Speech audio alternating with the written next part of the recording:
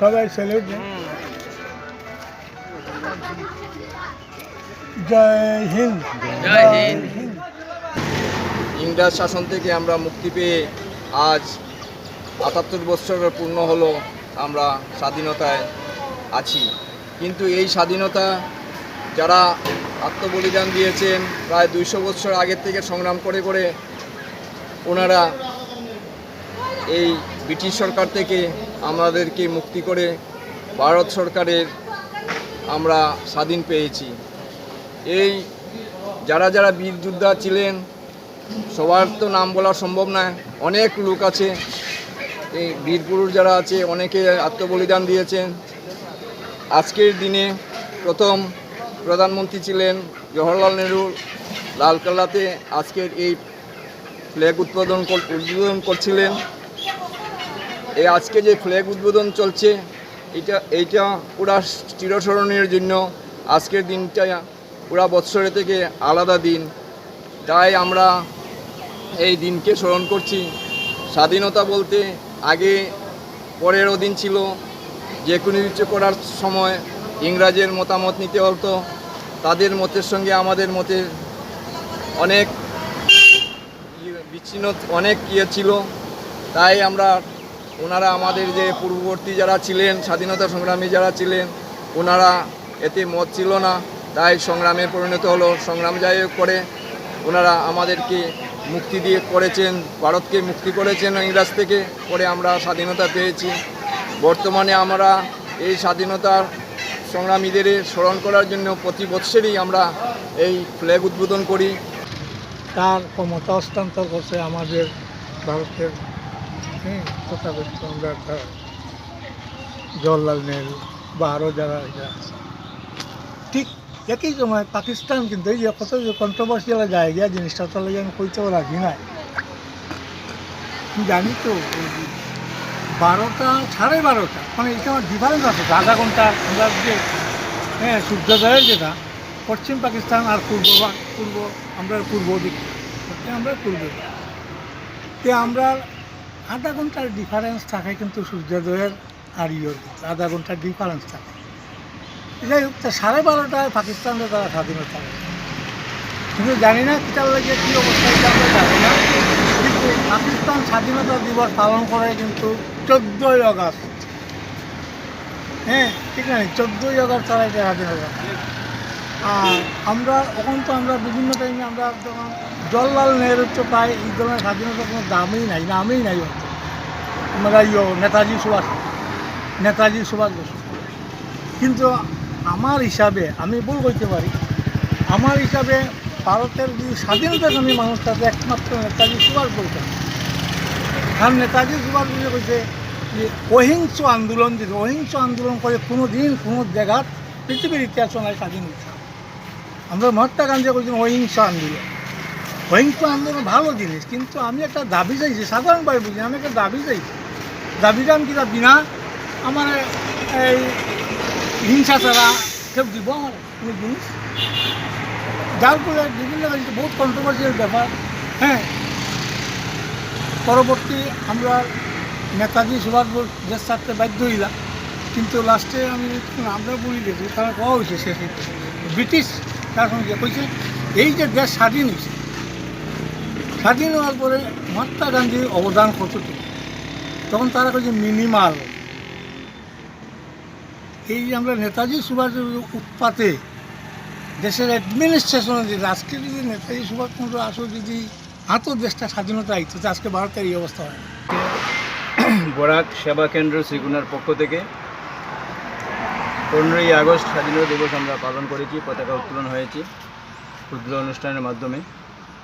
এবং আমরা যেটা কিছুক্ষণ আগে অনেক বক্তারা বলেছেন যে স্বাধীনতা আন্দোলনের অনেকের অবদান রয়েছে, আমাদের একজন নেতাজি সুভাষচন্দ্র বসু। এটা সত্যি, এটা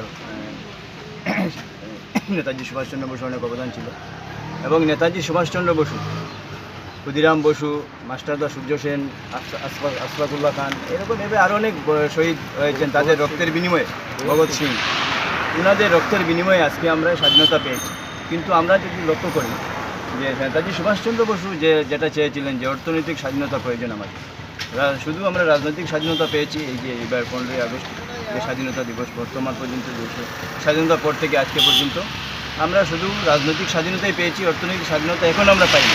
যার জন্য আগামী দিনে আমরা স্বাধীনতা দিবসের যে মহৎ যে উদ্দেশ্য এবং স্বাধীনতা দিবস উপলক্ষে, স্বাধীনতার উপলক্ষে যে সংবিধান রচনা হয়েছিল, সেই সংবিধান রক্ষা করেই আমাদের এই অর্থনৈতিক স্বাধীনতা আমাদের আদায় করতে হবে। এবং অর্থনৈতিক স্বাধীনতা ছাড়া দেশ উন্নতি হতে পারে না।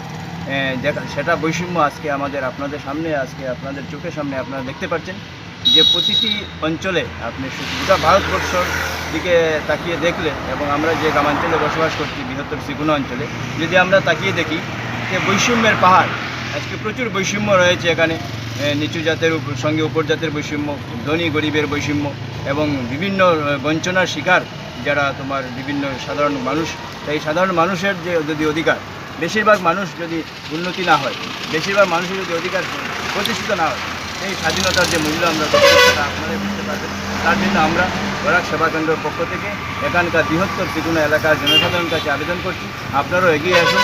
আমরা ঐক্যবদ্ধভাবে আমাদের আগামী দিনের যে আমাদের অধিকার রয়েছে, সেই অধিকারগুলো যাতে খর্ব না হয়, সংবিধানের দেওয়া যে অধিকার, সেই অধিকার যাতে আমরা খর্ব হতে দেওয়া না যায়। আজকে দেখা গেছে যে কতিপয় কিছু ব্যক্তি সংবিধানের অধিকারকে খর্ব করার জন্য প্রতিনিয়ত চেষ্টা করছে। এই সংবিধানকে ধ্বংস করার যে চেষ্টা যারা করছে তাদের সঙ্গে মোকাবিলা করতে হলে আমাদের সবাইকে ঐক্যবদ্ধ হয়ে মোকাবিলা করতে হবে। এবং এই সংবিধান রক্ষার শপথ নিয়েই আজকে যে সংবিধান রচনা হয়েছিল, স্বাধীনতা দিবসের শপথ নেওয়া হয়েছিল যে বিগত শহীদরা, সেই শপথ আমরা আবারও আজকে নিয়েই আজকে আগামী দিনে আমরা এগিয়ে যাব। আপনারা শুনছেন নেতাজি সুভাষচন্দ্র বসুর অবদান।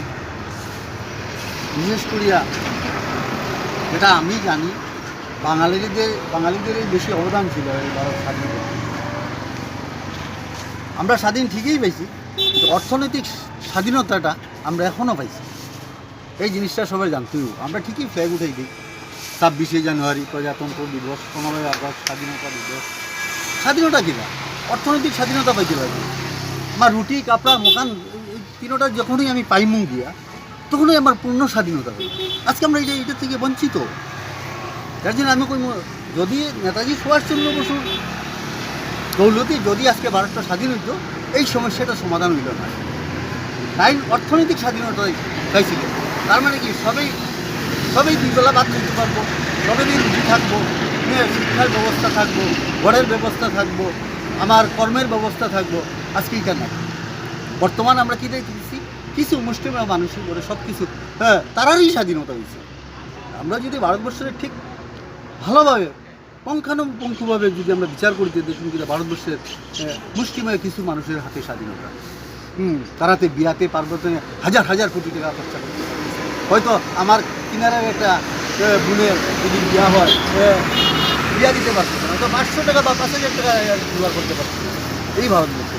আজকে আমরা স্বাধীনতা দিবস থেকে আমরা পালন করতে হইব, আমরা যেহেতু স্বাধীন পাইছি। আর কিন্তু এটা জানতে লাগবে, অর্থনৈতিক স্বাধীনতা আমরা এখনও পূর্ণ স্বাধীনতা। অনেকেই স্বাধীনতার জন্য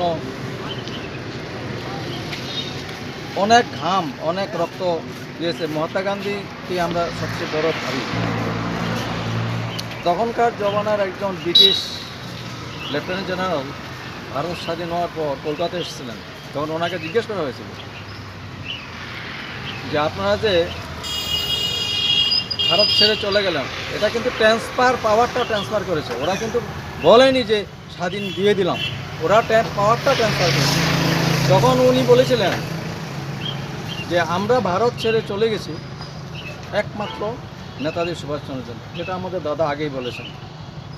কারণ নেতাজি সুভাষচন্দ্রের কিছু বই আছে, উনি যে আইএনএকে নিয়ে মণিপুরের এদিকে যে ঢুকেছিলেন, ওটাই ওদের অবস্থা খারাপ করে দিয়েছে। যেই লোকটা ব্রিটিশের চোখে ফাঁকি দিয়ে একটা ফরেন কান্ট্রিতে গিয়ে, জাপানে গিয়ে এত বড় একটা আইএনএ অ্যাকচুয়ালি প্রতিষ্ঠা করেছিল রাসবিহারী বসু। তারপরে রাসবিহারী বসু থেকে এটা নেতাজিকে ওটা হেড বানিয়ে উনি হ্যান্ড ওভার করে দিয়েছেন। ব্রিটিশ জানতো যে অহিংস আন্দোলন গান্ধীজি তাদের কাছে কিচ্ছু না, কিন্তু এই যে নেতাজি সে এত ভয়ানক লোক যে তাকে কন্ট্রোল করা মুশকিল হয়ে যাবে, যার হাতে কিছু নেই, নিঃস্বভাবে সে দেশ ঘর থেকে বেরিয়ে রাত্রেবেলা চলে গেছে আফগানিস্তানের দিক দিয়ে। কিন্তু এই লোকটা এত বড় অর্গানাইজেশন বানিয়েছে, ওনার ডাকে পৃথিবীর কত লোক কত সোনা গয়না টাকা পয়সা দিয়ে আইএনএকে প্রতিষ্ঠিত করেছে। ওনার অন্তর্ধান হওয়ার পরে 4টা ট্রাঙ্ক ছিল, 4টা ট্রাঙ্কের মধ্যে সোনা গয়না এত পরিমাণে ছিল, সেগুলো গেল কোথায়? নিয়মে এগুলো ট্রেজারিতে থাকতে লাগে, কিন্তু গেল কোথায় সেগুলো? ওনার যে হেড ছিল মিস্টার আয়ার, এই মিস্টার আয়ারকে জওয়াহরলাল নেহরু তখন বলেছিলেন उसको लेके आओ, জাপান সে লেকে আও। তারপর আনা হয়েছিল, কি হয়েছে সেটা তো একমাত্র ভগবানই বলতে পারতাম। স্বাধীনতা পেয়েছি আমরা, কিন্তু স্বাধীনতা নেতাজি সুভাষচন্দ্র বসুর জন্য পেয়েছি, কিন্তু ওনার নামটা নেই।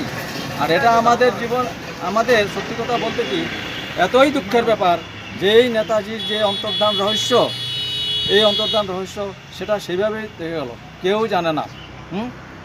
জাপানের রেনকুচি মন্দিরের চিতাভস্য, এটা কার চিতাভস্য?